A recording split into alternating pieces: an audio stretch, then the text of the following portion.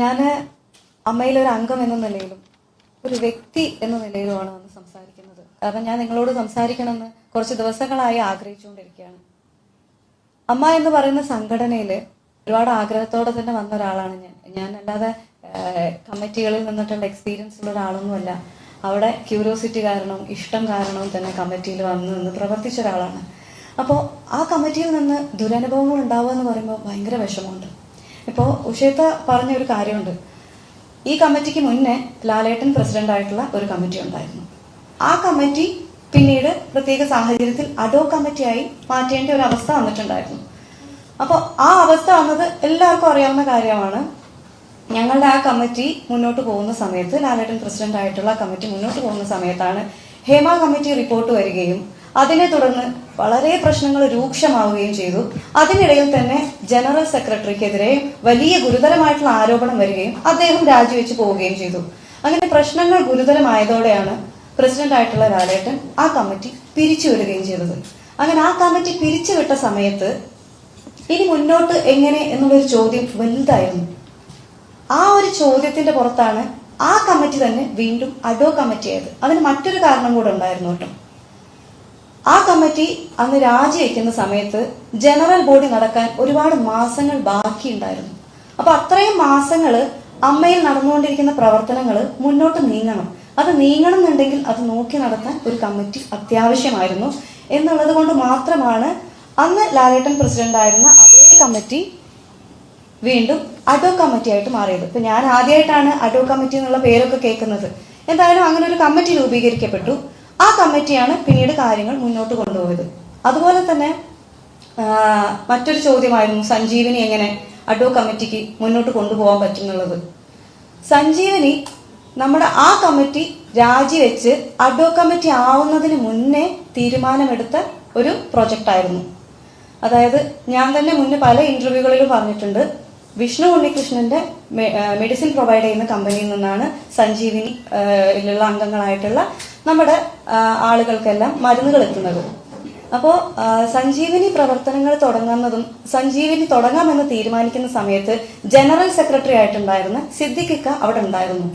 അപ്പോൾ അങ്ങനെയാണ് വിഷ്ണു ഉണ്ണികൃഷ്ണനായിട്ട് സംസാരിക്കുന്നതും മറ്റു 3 കൊട്ടേഷൻ എടുക്കുന്നതും. അങ്ങനെ വിളിച്ച മൊത്തം കൊട്ടേഷനുകളിൽ നിന്നും ഏറ്റവും വില കുറഞ്ഞ രീതിയിൽ നമുക്ക് ഏറ്റവും നല്ല മെഡിസിൻ പ്രൊവൈഡ് ചെയ്യാം എന്ന് പറഞ്ഞുകൊണ്ട് വിഷ്ണു ഉണ്ണികൃഷ്ണന്റെ ആ ഒരു കൊട്ടേഷൻ നമ്മൾ ഏറ്റെടുക്കുകയും അങ്ങനെ സഞ്ജീവിനി പദ്ധതിയിൽ വിഷ്ണു ഉണ്ണികൃഷ്ണന്റെ കമ്പനിയെ ഉൾപ്പെടുത്തുകയും മരുന്നുകൾ കൃത്യമായി അയച്ചു കൊടുക്കുകയും ചെയ്തത്.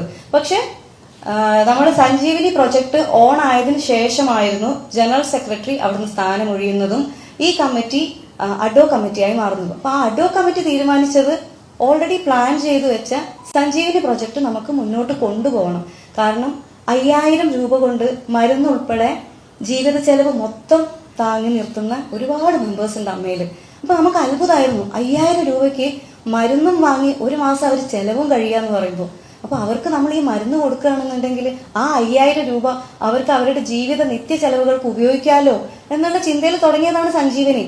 അപ്പൊ അഡോ കമ്മിറ്റി അത് ഏറ്റെടുത്ത് സഞ്ജീവനി പ്രൊജക്ട് തുടങ്ങി എല്ലാവർക്കും കഴിഞ്ഞ ജനുവരി 26-നായിരുന്നു സഞ്ജീവനി ലോഞ്ച് ചെയ്തത്. സഞ്ജീവനി ലോഞ്ച് ചെയ്ത സമയത്ത് അന്ന് അവിടെ മമ്മൂക്ക ഉണ്ടായിരുന്നു, ലാലേട്ടൻ ഉണ്ടായിരുന്നു, ശ്രീനിവാസൻ സാർ ഉണ്ടായിരുന്നു, സുരേഷ് ഗോപി സാർ ഉണ്ടായിരുന്നു, അമ്മയിലെ മറ്റു പല അംഗങ്ങളും ഉണ്ടായിരുന്നു. അപ്പൊ നമ്മുടെ സ്ഫടികം ജോർജ് സാറിന്, നമ്മുടെ ബീന കുമ്പളങ്ങി ചേച്ചി, അങ്ങനെ കുറെ പേർക്ക് മരുന്നുകൾ കൊടുത്തിട്ടായിരുന്നു നമ്മളതിന് തുടക്കം കുറിച്ചത്. അതൊരു നല്ല കാര്യമാണ് ചെയ്തത്. അത് അഡോ കമ്മിറ്റി ആവുന്നതിന് മുന്നേ ആ കമ്മിറ്റി എടുത്ത തീരുമാനമായിരുന്നു അതാണ് നടപ്പിലാക്കിയത്. അതിനെങ്ങനെയാണ് ചോദ്യം ചെയ്യണമെന്ന് എനിക്ക് മനസ്സിലാവുന്നില്ല. നല്ലൊരു കാര്യം ചെയ്തതിനെയാണോ ഇത്രയും കുറ്റപ്പെടുത്തുന്നതെന്ന് എനിക്ക് മനസ്സിലായിട്ടില്ല. അതുപോലെ തന്നെ ഈ കമ്മിറ്റി ഇപ്പൊ ഞാൻ മറ്റൊരു ചോദ്യം കേട്ടു, ലാലേട്ടൻ പ്രസിഡന്റ് ആയിട്ടുള്ള കമ്മിറ്റിക്ക് തന്നെ അഡോ കമ്മിറ്റി ആയിട്ട് മാറാൻ അവസരം കിട്ടി. ശ്വേതാ മേനോൻ പ്രസിഡന്റ് ആയിട്ടുള്ള കമ്മിറ്റിക്ക് എന്തുകൊണ്ട് അഡോ കമ്മിറ്റി ആവാൻ പറ്റിയില്ല? എനിക്ക് മനസ്സിലായിട്ടുള്ള ഉത്തരവാണ് ഞാൻ പറയുന്നത്. ലാലേട്ടൻ പ്രസിഡന്റ് ആയിരുന്ന കമ്മിറ്റി അഡോ കമ്മിറ്റിയായി മാറിയതിന്റെ സാഹചര്യം എന്ന് വെച്ചാൽ ജനറൽ ബോഡി നടക്കാൻ ഒരുപാട് മാസങ്ങൾ ബാക്കി നിൽക്കുന്നു എന്നിരിക്കെ ഒരു കമ്മിറ്റി അവിടെ അനിവാര്യമാണ്. കാരണം ഒരു ജനറൽ ബോഡി കൂടിയാലേ മറ്റൊരു കമ്മിറ്റിയെ തെരഞ്ഞെടുക്കാൻ പറ്റുള്ളൂ. അപ്പൊ ജനറൽ ബോഡി നടത്താൻ ഭയങ്കരമായിട്ടുള്ള ഒരു സാമ്പത്തികം വേണം. അപ്പൊ അത്ര എക്സ്പെൻസ് നമുക്ക് ആ സമയത്ത് മുടക്കാനും പറ്റില്ല. അങ്ങനെ ഇരിക്കെ ഇതേ കമ്മിറ്റി തന്നെ അഡോ കമ്മിറ്റി ആവേണ്ട ആവശ്യകത ഉണ്ടെന്ന് മനസ്സിലാക്കുകയും അതേസമയം തന്നെ ആ കമ്മിറ്റിക്കെതിരെ അമ്മ സംഘടനയ്ക്കുള്ളിൽ ഒരു അലിഗേഷനും ഇല്ലായിരുന്നു. ഒരു സാമ്പത്തിക ക്രമക്കേടോ മറ്റ് അലിഗേഷൻസോ ഒന്നുമില്ലായിരുന്നു. അമ്മ സംഘടനയ്ക്ക് പുറത്തുള്ള അലിഗേഷന്റെ പേരിലാണ് അവിടെ ഉണ്ടായിരുന്ന ജനറൽ സെക്രട്ടറി ഉൾപ്പെടെയുള്ളവർ രാജിവെച്ച് പുറത്തു പോവേണ്ടി വന്നത്. അപ്പൊ അതുകൊണ്ട് തന്നെ അമ്മ സംഘടനയ്ക്കകത്തുണ്ടായിരുന്ന ആ കമ്മിറ്റിക്കെതിരെ വേറെ അലിഗേഷൻസ് ഇല്ലാത്തത് കൊണ്ടായിരുന്നു അതേ കമ്മിറ്റി അഡ്വോ കമ്മിറ്റി ആയിട്ട് മാറിയത്.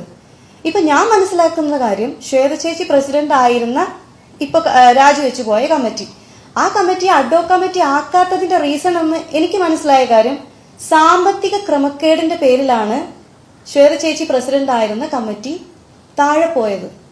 അവരുടെ സാമ്പത്തിക റിപ്പോർട്ട് പാസ്സായില്ല ജനറൽ ബോഡിയിൽ. അപ്പൊ സാമ്പത്തിക ക്രമക്കേട് നേരിടുന്ന ഒരു കമ്മിറ്റിയെ എങ്ങനെയാണ് അഡ്വോ കമ്മിറ്റി ആയിട്ട് മാറ്റാൻ ജനറൽ ബോഡിക്ക് തോന്നുക? ലോജിക്കലി ഒരിക്കലും ജനറൽ ബോഡി അങ്ങനെ ചിന്തിക്കില്ല. അതാണ് അന്ന് അവിടെ നടന്നിട്ടുണ്ടായിരുന്നത്. അപ്പൊ അതുകൊണ്ടാണ് ശ്വേത ചേച്ചി പ്രസിഡന്റ് ആയിരുന്ന ആ കമ്മിറ്റിയെ തന്നെ വീണ്ടും അഡ്വോ കമ്മിറ്റി ആക്കാതിരുന്നത്. ഇനി ഇതിലുള്ള വേറൊരു കാര്യം കൂടെ നമ്മൾ എടുത്തു പറയേണ്ടതാണ്. സാമ്പത്തിക ആരോപണം നേരിടുന്ന ഈ രാജിവെച്ച കമ്മിറ്റിയെ അഡ്വോ കമ്മിറ്റി ആക്കിയിട്ടില്ലെങ്കിലും ആ കമ്മിറ്റിയിൽ ഉണ്ടായിരുന്ന ഡോക്ടർ റോണി ഡേവിഡ്, ആശ അരവിന്ദ് എന്നിവരെ അഡ്വോ കമ്മിറ്റിയിൽ ഉൾപ്പെടുത്തിയിട്ടുണ്ട്. ആശ അരവിന്ദ് ചേച്ചി റിസൈൻ ചെയ്തു എന്നാണ് ഞാൻ അറിഞ്ഞു. പക്ഷെ റോണി ഡേവിഡ് അദ്ദേഹം ഇപ്പോഴും ഉണ്ട്. അപ്പൊ ഈ രണ്ടുപേരെയും ഈ അഡ്വോ കമ്മിറ്റിയിലേക്ക് വിളിച്ചതിനും ഒരു കാര്യമുണ്ട്. കാരണം അവരാണ് സഞ്ജീവിനി പ്രവർത്തനങ്ങൾ ഇപ്പോൾ നടത്തിക്കൊണ്ട് ഇരിക്കുന്നത്. അപ്പൊ ആ സഞ്ജീവിനി പ്രവർത്തനങ്ങൾ മുടങ്ങി പോവരുത്. കാരണം ഇത്രയും പേരുടെ പ്രിസ്ക്രിപ്ഷൻസും കാര്യങ്ങളും എല്ലാം അവരുടെ കയ്യിലാണുള്ളത്. പെട്ടെന്ന് ഒരാൾക്ക് ഒരു ദിവസം വന്നത് ഏറ്റെടുത്ത് ചെയ്യാൻ പറ്റില്ല. അതുകൊണ്ടാണ് ആ പ്രവർത്തനങ്ങൾ കൃത്യമായി നടന്നു പോകണം എന്നുള്ളത് കൊണ്ടാണ് ഈ സാമ്പത്തിക ആരോപണം നേരിടുന്ന സാമ്പത്തിക ക്രമക്കേടിന്റെ പേരിൽ താഴെ പോയ ആ കമ്മിറ്റിയിൽ നിന്ന് തന്നെ ഡോക്ടർ റോണിയെയും ആശ അരവിന്ദ് ചേച്ചിയെയും പുതിയ അഡ്വോ കമ്മിറ്റിയിലേക്ക് നിയമിച്ചത്. ഇത്രയും കാര്യങ്ങളാണ് എനിക്ക് മനസ്സിലായിട്ടുള്ളത്.